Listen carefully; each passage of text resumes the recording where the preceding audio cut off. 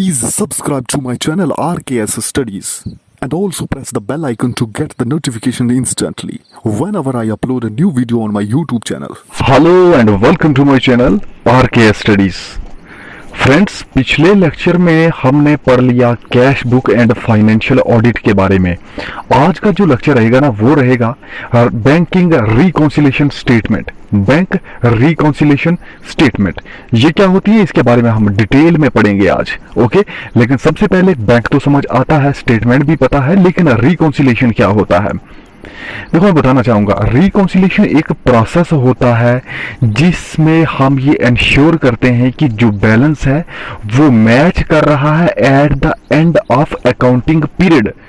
वो जो accounting period होता है ना वो जनरली 12 मंथ्स का होता है, लेकिन वो हम देखते हैं कि 12 मंथ्स या कुछ एक टाइम पीरियड के बाद वो बैलेंस जो हमारा कैश बुक में है या बैंक में है वो मैच कर रहा है या नहीं कर रहा। रिकॉन्सिलेशन से उसकी मैचिंग की जाती है। कभी कभार डिफरेंस आ जाता है अकाउंट्स बैलेंस में, तो वो डिफरेंस को दूर करने के लिए रिकंसाइल किया जाता है। रिकंसाइल में उस बैलेंस को मैच किया जाता है। रिकंसाइल का मतलब क्या हो गया कि एक ऐसा तरीका ढूंढना जिसमें उनको मैचिंग किया जाए, बैलेंस दोनों बैलेंस को मैचिंग किया जाए। कौन सा, एक बैंक का बैलेंस और बैंक में जो ट्रांजैक्शंस को रिकॉर्ड किया गया है वो बैलेंस, और दूसरा जो हमने अपनी कैश बुक में रिकॉर्ड किया है वो बैलेंस, दोनों को जो है मैच किया जाए। इसी को रिकॉन्सिलेशन कहा जाता है। ओके, तो बैंकिंग रिकॉन्सिलेशन स्टेटमेंट कौन सी हो गई कि बैंक की जो स्टेटमेंट है और हमारी जो कैश बुक पे लिखा गया हमारा बैलेंस है वो दोनों मैच करने चाहिए। ओके, यहां तक क्लियर हो गया। अब मैं आपको बता दूं कि बिजनेस ऑर्गेनाइजेशन जो होती है ना वो सारा कैश और बैंक ट्रांजैक्शंस कंपनी की कैश बुक में रिकॉर्ड करती है। बैंक भी हर एक कस्टमर के लिए अपनी बुक में एक अकाउंट मेंटेन करता है। बैंक रेगुलरली इस अकाउंट की एक कॉपी जो है ना वो कस्टमर को भेजता है रेगुलरली। ओके, जिसे पासबुक कहा जाता है। पता चला ना, पासबुक।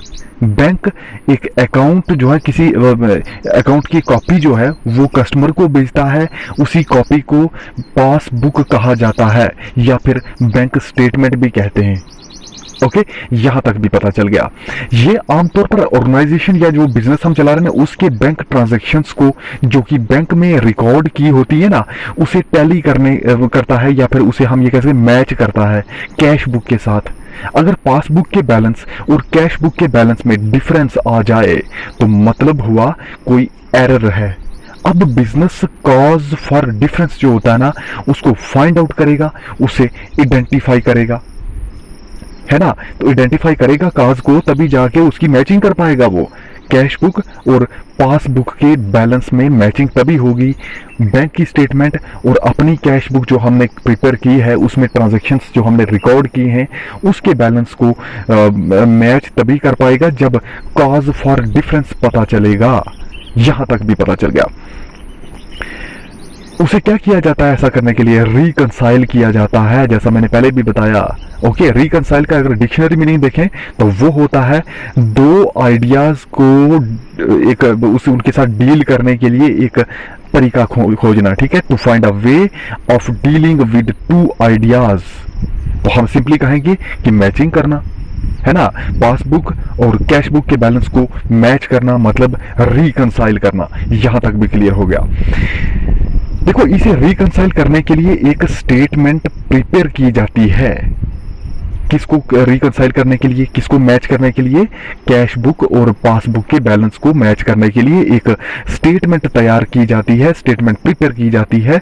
इसी स्टेटमेंट को कहा जाता है bank reconciliation statement.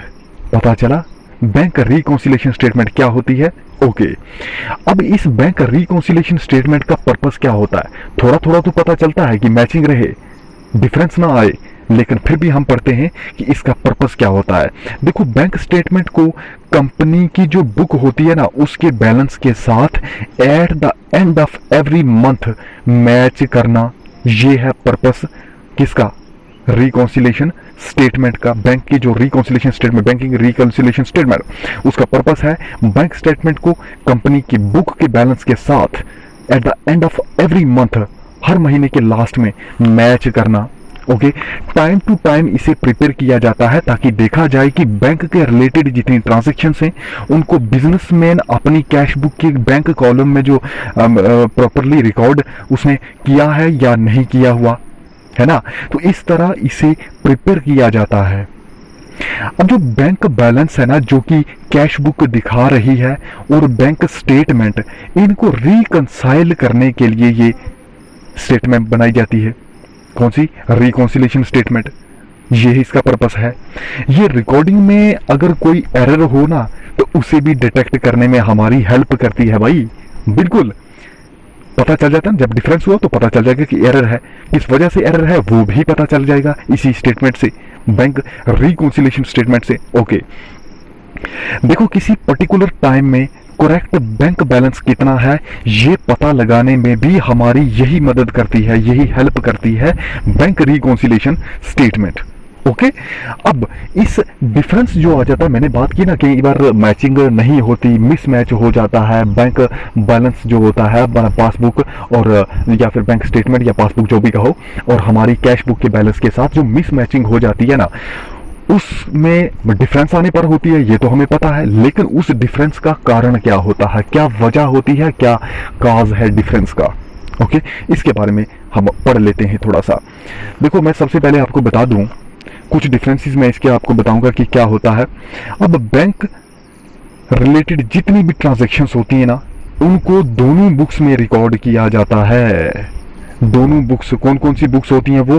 Cash book, passbook, इन दोनों बुक्स में उनको रिकॉर्ड किया जाता है। किसको? बैंक रिलेटेड ट्रांजैक्शंस को। यहां तक भी पता चल गया, कई बार ऐसा होता है कि बैंक ट्रांजैक्शंस को सिर्फ एक ही बुक में रिकॉर्ड किया गया होता है, दूसरी में नहीं।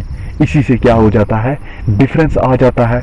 ये रिकॉर्ड एक में करते हैं, दूसरे में नहीं करते। ये कैसे होता है इसके बारे में भी आपको एक एक करके बताऊंगा, 4 5 6 स्टेप आपको मैं बताऊंगा, जिससे पता चलेगा कि किस तरह से ये डिफरेंस आ जाता है इसके बीच में, पासबुक और कैश बुक के बीच में। जब हम रिकॉर्डिंग करते हैं सिर्फ एक ही बुक में, दूसरी में नहीं कर पाते। हाँ, करते जरूर हैं, लेकिन हो सकता है कि बीच में कुछ टाइम लग जाए। जब तक हमें बैंक की स्टेटमेंट मिलती तब तक कुछ टाइम लग जाएगा ना कंपनी में उस बिजनेस को रिकॉर्ड करने में। वो तो एक ही साइड रिकॉर्ड कर पाएगा, डेबिट साइड, तो क्रेडिट तो खाली रहेगी।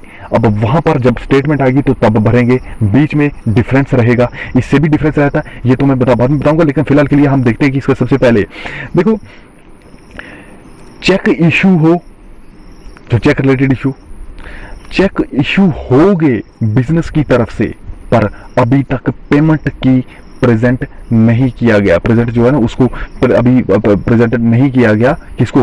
पेमेंट को। किसके द्वारा? बैंक के द्वारा। लेकिन अभी इसके बारे में डिटेल में बता दूं। देखो, जब बिजनेस चेक इशू करते हैं, कोई चेक दिया बिजनेस ने, उसे उसी टाइम कैश बुक में बैंक कॉलम के क्रेडिट साइड में एंटर किया जाता है। किसको? चेक को। ये भी पता चल गया।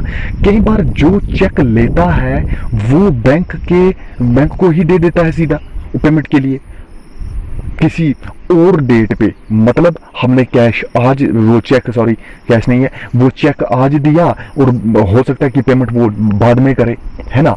तो कुछ टाइम के बाद, 1 दिन 2 दिन, कुछ दिन के बाद वो पेमेंट के लिए दे देगा, तो किसी और डेट पे। अब एक टाइम पीरियड लग जाता है इसके बीच में, कुछ लगता है ना, टाइम पीरियड तो लगेगा। किसके बीच में?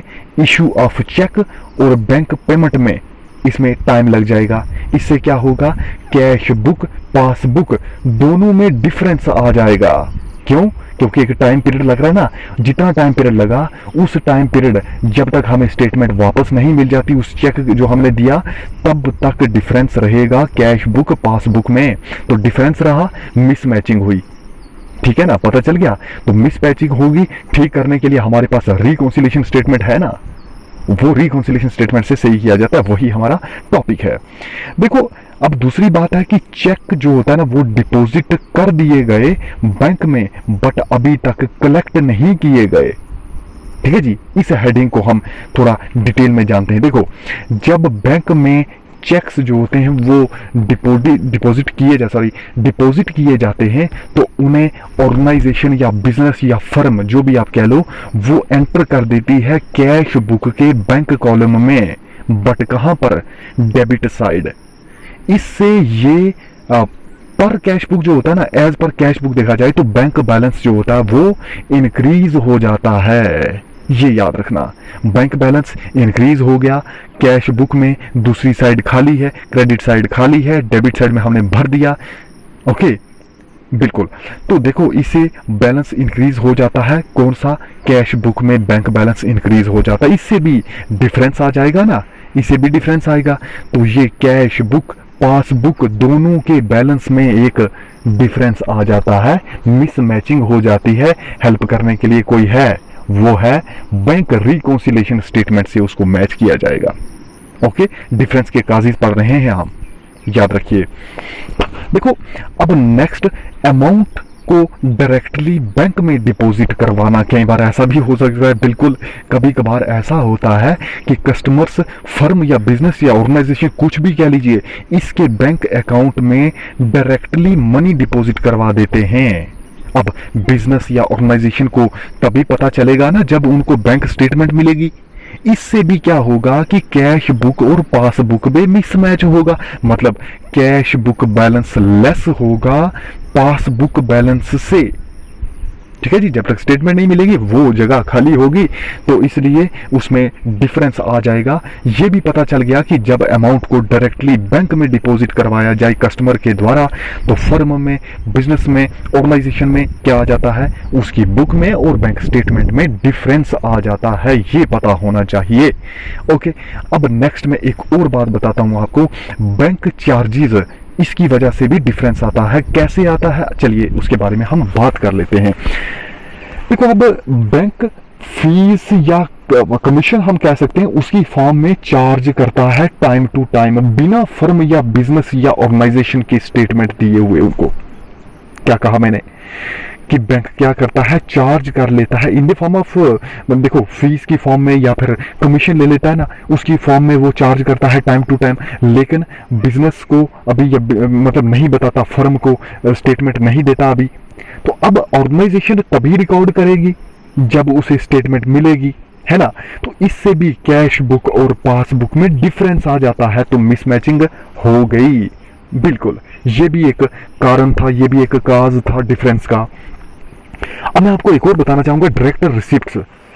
बैंक की डायरेक्ट रिसिप्ट्स जो बैंक देता है, डायरेक्ट रिसिप्ट्स जो बैंक देता है, देखिए कई बार ऐसा होता है कि कंपनी का जो शेयर जितने डिवाइडेड होता है ना, जितने में, है ना, शेयर डिवाइडेड होता है कुछ लोगों में, तो उन्हें इंटरेस्ट कंपनी डायरेक्टली डिपॉजिट कर देती है उन्हीं के अकाउंट में बाय ईसीएस। अब ये ईसीएस होता है इलेक्ट्रॉनिक क्लियरिंग सिस्टम, है ना, ECS, electronic clearing system, ECS. उससे कंपनी डिपॉजिट कर देती है जितने भी शेयर होल्डर, जितने भी वो कंपनी के शेयर्स होते हैं ना, जितने भी पर्सन होते हैं, उनके अकाउंट में वो इंटरेस्ट को क्या कर देती है, डिपॉजिट कर देती है। लेकिन फर्म को इंफॉर्मेशन रिसीव तभी होगी जब स्टेटमेंट मिलेगी। तो बात कुल मिला के यही है कि जब तक एक टाइम पीरियड रहेगा ना, जब स्टेटमेंट मिलती, तब तक के पीरियड में एक डिफरेंस रहेगा तो मिसमैच होगा। जब मिसमैच होगा तो क्या हो जाएगा, मिसमैचिंग से सीधा पता चलता है कि एक डिफरेंस आ जाता है, मिसमैच हो जाता है। तो हमें उसे क्या करना है, रिकॉन्साइल करना है, स्टेटमेंट को, बैंक स्टेटमेंट को रिकॉन्साइल करना है और मैचिंग कर देनी है ना, क्योंकि पासबुक कैश बुक मैच करनी चाहिए, तब जाके बिजनेस बढ़ेगा। वरना कंफ्यूजन क्रिएट होती रहेगी कि एक साइड बैलेंस कम है, दूसरी साइड ज्यादा है, तो बिजनेस कैसे चलेगा ज्यादा देर, है ना। तो ऐसा होता है। चलिए, ये तो मैंने कुछ इसके रीजंस बताए, कुछ काजिज बताए डिफरेंस के। आगे कुछ और भी देख लीजिए। देखिए, जैसे direct payments made by bank, bank direct payments दे देता है। इसको मैं आहिस्ता ये स्क्रॉल डाउन कर रहा हूँ और आप ये प्लीज नोट करते रहिए इसको। उसके बाद है डिसऑर्डर ऑफ चेक्स या जो बिल डिस्काउंट होता है ना, तो उसमें अच्छा, error committed in recording transactions by the firm. ठीक है जी। अब नेक्स्ट एक और है, error committed in recording transactions by the bank. ये आप धीरे धीरे पढ़ते रहिए, बहुत इजी है। अगर नहीं पता चला आप मुझे जरूर बताइएगा, कमेंट करके बताइए कि यहां से समझ नहीं आ रही, तो हम जरूर उस प्रॉब्लम को सॉल्व करेंगे। अब नेक्स्ट लेक्चर एक और नया टॉपिक लेकर मैं आपके सामने आऊंगा। आपके तब तक के लिए गुड बाय।